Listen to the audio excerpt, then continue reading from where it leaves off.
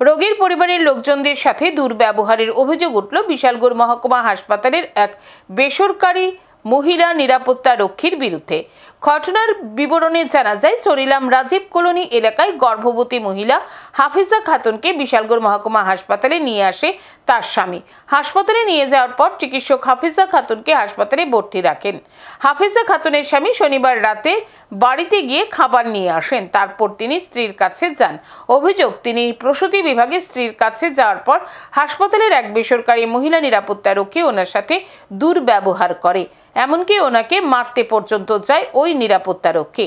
পরবর্তী সময় হাফিজা খাতুনের সাথে থাকা তার মাকে প্রসূতি বিভাগ থেকে টেনে হিঁচড়ে বের করে দেন ওই বেসরকারি নিরাপত্তা রক্ষী।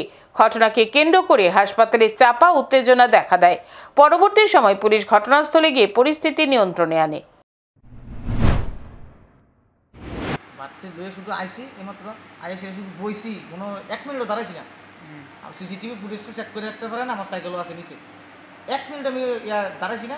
আমার সিকিউরিটি কইতেছে একটা মহিলা কইতেছে এই জানো না পুরুষ লোক কোনো এলো নেই, তেমন আমি লগ উঠতে এসে গেছি থেকে উঠে আমি সে টিভি জায়গা জুতাটা কিনতেছি।